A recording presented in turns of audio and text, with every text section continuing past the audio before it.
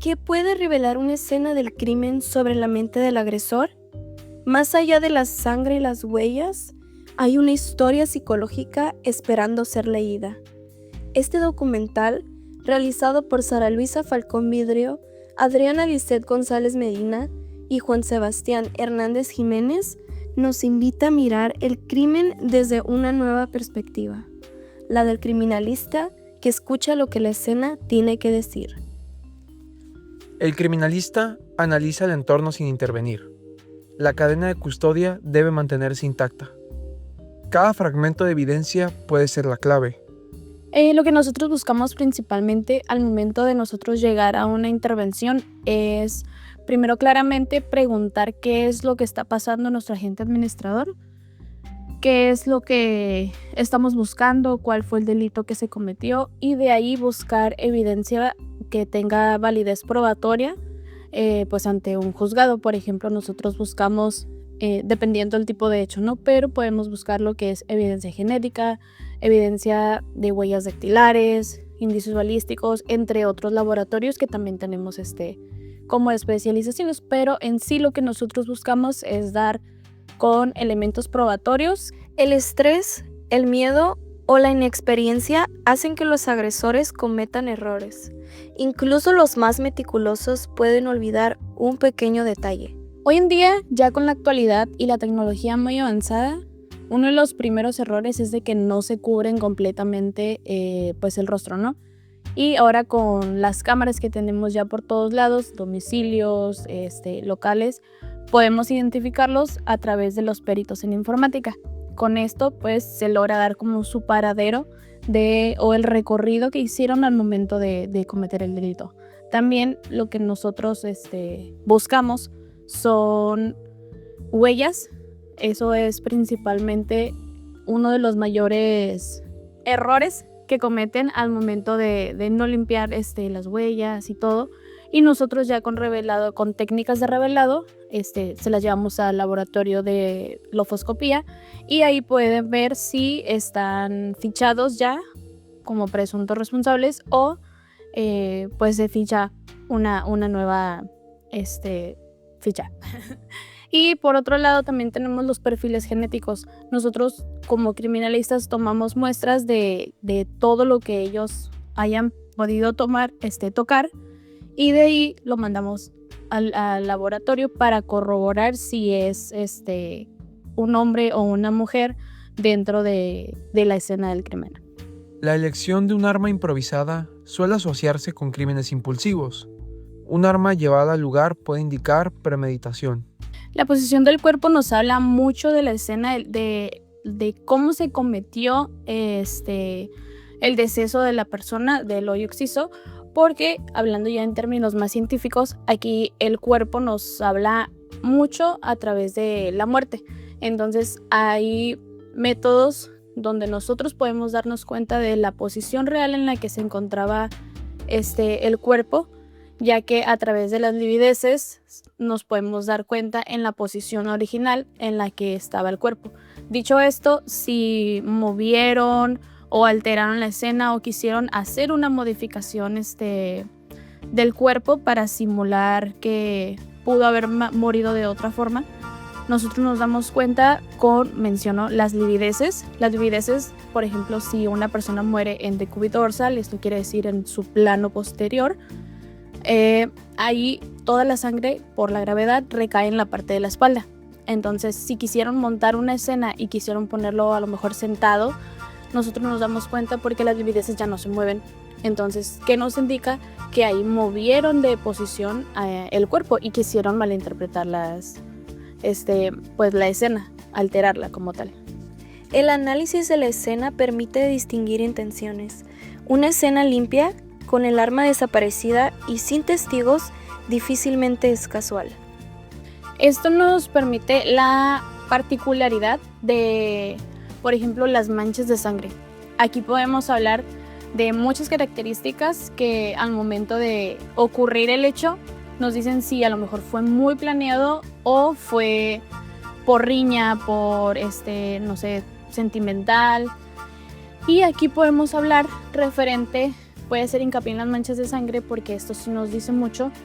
Tenemos manchas de sangre, por ejemplo, que son de goteo dinámico, de transferencia. Cuando hablamos de una mancha de transferencia nos quiere decir que hubo contacto con alguna superficie y que entonces ya había una agresión física al momento de pues, escurrir la sangre, todo demás. Pero esto nos dice que hubo momento de recargarse en algún lado y de ser atacada posteriormente. Hay también manchas de transferencia dinámica y esto nos dice que cuando una persona es con algún objeto punzocortante, lo lesionan y por la circulación de la sangre esto pues sale disparada la sangre, ¿no? Como tal. Nos dice también mucho de la posición en la que se encontraba el agresor. Si las manchas son para el lado izquierdo, quiere decir que la persona lo lesionó ya sea del lado derecho o del lado de frente. Nos dice mucho también referente a lo que son el desorden que hay como tal en la casa. Si hay muebles tirados, si hay a lo mejor las puertas rotas, eso nos quiere decir que a lo mejor hubo una intrusión. En dado contrario, que si no hay nada de desorden, quiere decir que a lo mejor era una persona que ya lo conocía, que era cercana a la persona, y pues ahí en parte la investigación también reduce mucho, cuando son muy meticulosos, reduce mucho la búsqueda de posibles responsables para lo que viene siendo encontrar un culpable. La escena no solo revela lo que ocurrió, sino cómo se sintió el agresor al hacerlo. Ira, miedo, desesperación quedan impregnados en los detalles. Como tal, no. Un criminalista se basa meramente ya en lo que es la evidencia para llevarla a juicio. Aquí sí se pudiera deducir, en dado caso de que se tuviera ya un presunto responsable, sí se pudiera deducir ya, pero posteriormente a un estudio criminológico, un estudio que a través de varios estudios que se le hacen al presunto responsable para de ahí partir de cómo lo causó, qué fue lo que lo motivó a relacionar el hecho, y pues diversos estudios que se le hacen para diagnosticar lo que lo motivó a realizar el hecho. El perfil criminal no es una certeza, pero orienta la investigación. Patrón de víctimas, modus operandi, comportamiento postcrimen, todo suma. Aquí hablamos mucho del modus operandi. Se basa en cómo a través de varios crímenes, varios delitos que se han hecho, podemos relacionar que puede ser una misma persona. Esto por la firma, el modo particularidad en la que lo hace. Por ejemplo, la firma. Esto quiere decir que hubo un caso de un criminal donde le mordía los pezones a las mujeres, que por feminicidio y a todo lo que abarca este tema, le arrancaba los pezones, los mordía, los arrancaba, y esa era su firma. Y con esa particularidad pudieron dar con el paradero más bien con el perfil genético de que era una misma persona la que realizaba todos estos homicidios.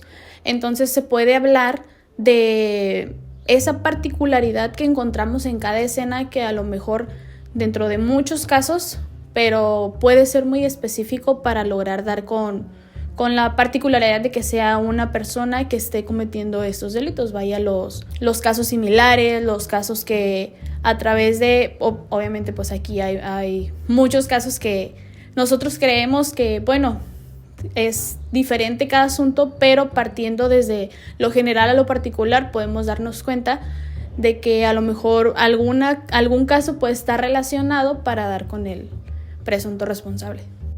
Más allá de lo técnico, cada caso toca una fibra humana. Algunos enseñan más que otros, y otros simplemente no se olvidan. Yo creo que todos los casos han sido muy importantes a través de esta trayectoria que llevo, porque todo nos habla, o sea, la muerte nos habla de una manera impresionante a través de todos los fenómenos que se van generando post-mortem. Entonces, creo que es algo muy importante poner atención en cada caso. Obviamente, tenemos diario muchos casos que a lo mejor algunos son un poquito más, algunos más relevantes, algunos un poquito más sencillos. Esto de partir desde siempre, desde lo científico, yo creo que es algo muy importante para nosotros. Somos una herramienta, nosotros como peritos somos una herramienta para el esclarecimiento de los hechos, para darle voz a estas personas que las mataron, que abusaron de ellas, o sea, todos estos, la crueldad de la humanidad. Nosotros somos los responsables de darles voz, pues ante un juzgado, ¿no? Entonces creo que eso es lo más importante de esta carrera, de esta profesión, de nosotros hablar a través de ellos mediante toda la evidencia material que podemos recabar en la escena del crimen. En la realidad, la ciencia forense es rigurosa, toma tiempo y requiere colaboración entre muchas disciplinas. Hace unos momentos mencioné lo que es el perfil genético, el cual nos habla únicamente sobre si es hombre o si es mujer, de la evidencia recabada, ¿no? Y en las películas, series, CSI, vemos claramente que con un cabello le sale ya en el sistema hasta la foto del individuo, ¿no? Cuando esto es completamente mentira. Un perfil genético tiene su sistema, tiene su tiempo para lograr ver si es hombre o mujer, nada más. Lo cual nosotros no podemos determinar de que fue esta persona. Claro, ya si tenemos a un presunto responsable, se toma una muestra de su perfil genético para corroborarlo con la evidencia en la escena del crimen.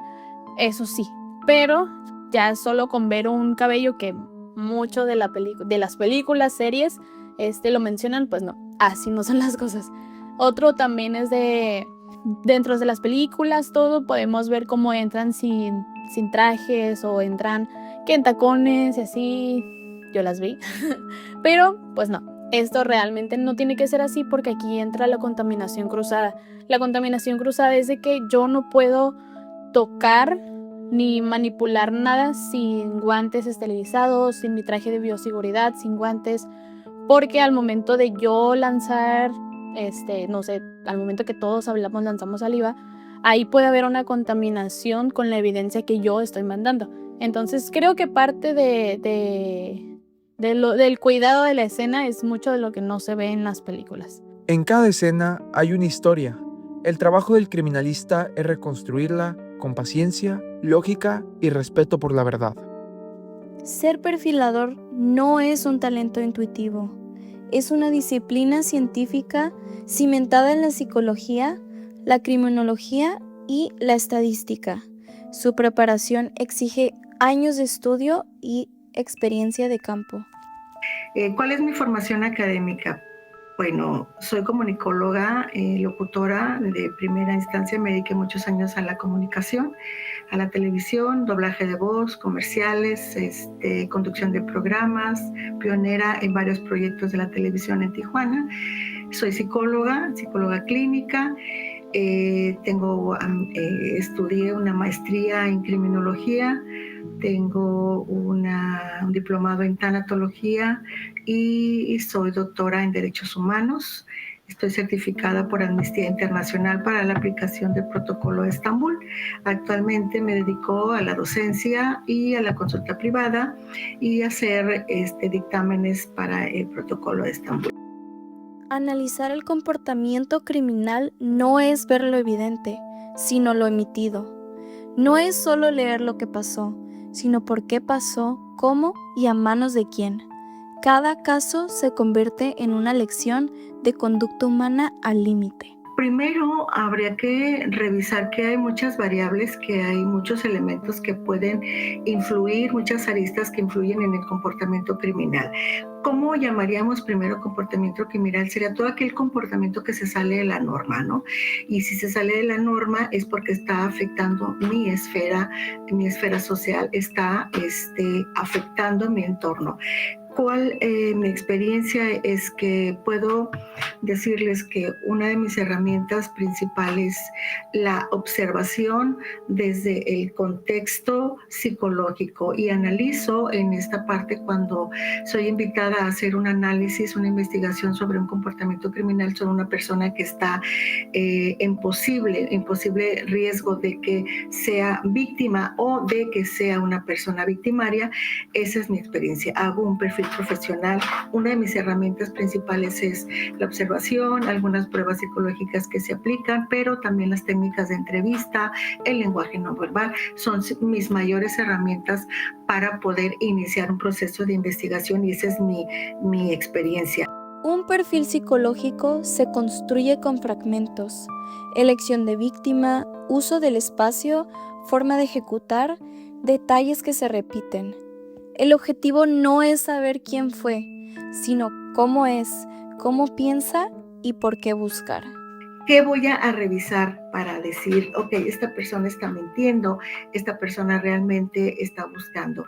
Reviso su contexto familiar, su historia clínica, su historia escolar, su historia de vivienda, dónde vive, dónde ha estado, con quién se junta, cómo es su historia familiar, en este caso, quién es su madre, su padre, sus hermanos, sus parientes. Me voy hasta 3 generaciones atrás para poder iniciar el perfil de este sujeto, en donde puedo encontrar patrones de comportamiento repetidos, aprendidos, áreas que se salen del patrón del comportamiento. Por ejemplo, puedo encontrar, ¿no?, una familia que vive en regla, que ni siquiera tienen una infracción, los hermanos estudian, trabajan, es una familia socialmente aceptable, funcional, participativa, que cumple con todas sus reglas para vivir dentro de una sociedad, viven bien, y de repente dentro de este entorno familiar, pues mi persona estudiada, mi sujeto estudiado, es una persona que se sale del patrón de la familia. Y entonces yo me pregunto, si todos están bien, ¿qué fue lo que pasó en la psique de esta persona, en la cabecita de esta persona, en su mente? ¿Qué pasó para que él se haya salido del patrón? Entonces tengo que revisar qué hay debajo del tapete, ¿no? ¿Qué hay debajo de esa familia perfecta? Que uno de sus miembros decide salirse de esa rampa, rompe el patrón, y entonces empieza a generar. ¿Qué descartamos? Primero descarto la parte biológica, que no tenga alguna afectación, que sea congénita o que sea postraumática. Esto es, que su sistema nervioso, su sistema neuronal esté funcionando. Se hacen estudios, se mandan a hacer encefalogramas, en fin. Eso sería la parte, y yo descartaría primero la parte médica, la parte biológica. Me apoyo con un médico, ¿sabes qué? Ayúdame con esto porque necesitamos hacer una perfilación. Si no hay un daño médico, me voy con la otra parte, que es el conductual, y yo empiezo a trabajar con su historia familiar. Entonces empiezo a trabajar para buscar cuáles fueron esos elementos, cuáles fueron esos detonantes que llevaron a esta persona a cometer un acto que se sale de la norma, un acto delictivo, que puede ser desde un robo, una violación, un asesinato, muchísimos tipos de elementos. Los crímenes violentos no son siempre irracionales. Detrás de ellos puede haber traumas no tratados, rasgos antisociales, narcisismo extremo o procesos de deshumanización. No se trata de justificar, sino de comprender los mecanismos detrás del acto. Por trauma, puede ser por una ingesta de medicamento, de droga, legal o ilegal. A veces, en esta búsqueda de la identidad, las personas podemos sentir un hueco en el que no sé quién soy, no sé ni para dónde voy, pierdo un sentido de vida, y esto puede pasar desde que somos pequeños y no hay una conciencia, y hay un comportamiento agresivo, un comportamiento violento, un comportamiento que se sale de la normalidad de lo que yo siempre soy, es desde la pubertad, adolescencia y hasta siempre, ¿no? Incluso si ustedes se ponen a preguntarse ahorita, si las invitara a que se hicieran una pregunta, ¿quién soy? ¿Cuál es mi sentido de vida a corto, mediano, largo plazo? Este hueco en muchas personas puede generar una frustración tal, generar envidia, generar deseos de compensación, deseos de tener. Y en este orden, últimamente uno de mis trabajos de investigación fue el comportamiento de los adolescentes, su involucramiento a edades muy tempranas en el crimen organizado. ¿Cómo se involucran? Pues encontramos que desafortunadamente las redes sociales venden una historia peor que las novelas que veía mi abuela, en donde el rico se casaba con la muchacha que hacía la limpieza y el chofer se casaba con la rica. Todos estos elementos de constructos sociales, de poder adquisitivo, de estatus, generaban esta confusión, pero con el tiempo pues sabíamos que solo era una novela y pasaba, ¿no? Hoy día no sabemos que todo lo que le están presentando en las redes sociales a los jóvenes, a los incluso adultos, sea una realidad y se compra. En esta necesidad de tener lo que tú tienes y verme como tú te ves, encuentro dudas en mi identidad, se encuentra dudas en su pertenencia, y entonces yo quiero tener tu vida y no alcanzo a entender, porque no lo analizo, porque a lo mejor no tengo la orientación adecuada, no alcanzo a entender cómo es que lo tienes y si realmente lo que tienes, lo tienes y es verdad, ¿no? Entonces aquí encontramos estos patrones de las necesidades en donde puede haber una frustración, puede haber ira, puede haber envidia, puede haber muchos factores que detonen este comportamiento complicado y a veces muy frustrante, que se va guardando, que se acumula y se detona justo en un brote psicótico, ¿no? Se detona en el momento menos esperado, en el momento menos adecuado, y entonces también reviso qué tanta inteligencia emocional tuvo el sujeto o ha tenido a lo largo de su vida para que en este momento delinquiera. También hay patrones de comportamiento, ¿ok? El modus operandi es adaptativo, cambia para evitar ser atrapado. La firma psicológica no. Es la expresión inconsciente del porqué, compulsiones, deseos, mensajes, y ahí está la esencia del agresor. ¿Cuáles patrones vamos a encontrar? Es algo que conocemos como el modus operandi. Este patrón repetitivo que podemos encontrar en una persona, pero a veces lo hemos encontrado en un grupo. Acuérdense que nosotros somos seres sociales y entonces funcionamos a partir de los grupos. Y si yo en este grupo me siento identificado, me siento aceptado, me siento reconocido, me siento que pertenezco, voy a hacer lo que sea para ser como tú, para que me integres a tu grupo. Y entonces observo cómo funcionas. Ese es el modus operandi. Cómo funcionas, y entonces en este principio darwiniano me voy cambiando la selección de la especie, ¿no? Nos vamos modificando y nos vamos adaptando a esto. Así tenemos los guetos, así tenemos las pandillas, así tenemos los grupos y los subgrupos, lineales y no lineales, ¿no? Y que estas necesidades se van uniendo y así es como tenemos los grupos delictivos. ¿Por qué? Porque dentro de todo esto que yo espero recibir en la familia como una persona que cometió un delito, o que creo que lo tengo, o espero tener, que no tengo, que no pido, que no pregunto, donde la comunicación en mi familia es una comunicación poco asertiva, nos comunicamos en silencio, nos agredimos en silencio, o nos comunicamos a gritos, o nos agredimos a gritos, ¿no? Entonces, aquí hay una raíz muy importante, el seno familiar. Y entonces, bueno, esto buscamos como el modus operandi, ¿no? ¿Cómo funciona? A veces se fantasea mucho con el asesino serial, ¿ok? Pero no es tan común que encontremos un asesino serial. Sí encontramos patrones, imitadores, están imitando comportamientos en donde esperan que si a Juan no le pasó nada, pues a mí tampoco me va a pasar, ¿no? Como, ¿por qué me habría de pasar? Yo soy más inteligente que Juan. Y entonces vamos encontrando esto. Otra parte importante que revisamos en el comportamiento criminal, en los aspectos emocionales, es la etapa del desarrollo en el que se encuentran. Esto es muy, muy importante. Las necesidades emocionales, el control de la ira, la identificación del miedo, de las necesidades sociales, económicas, familiares, sexuales, no las encontramos en la misma etapa. Un puberto no tiene las mismas necesidades que un adolescente, un adulto en la primera etapa, incluso una persona como yo de la tercera edad, no tiene las mismas necesidades que pueden llegar a tener ustedes, ni emocionales, económicas, sociales, sexuales, o sea, nada, las emociones, lo que yo siento, cómo yo veo la vida es totalmente diferente a la que ustedes ven, aunque son los 4 principios: identidad, pertenencia, aceptación y reconocimiento. Los necesito, usted los necesita, usted los cubre de una manera diferente y yo en esta etapa del desarrollo en la que estoy también es diferente. Entonces, uno de los elementos muy importantes que nosotros revisamos es en qué etapa del desarrollo está, cuáles son sus necesidades biológicas, psicológicas y sociales y cómo esta persona está buscando cubrirlas. No se trata solo de entender a un criminal, sino de anticipar cuándo y cómo puede actuar otro.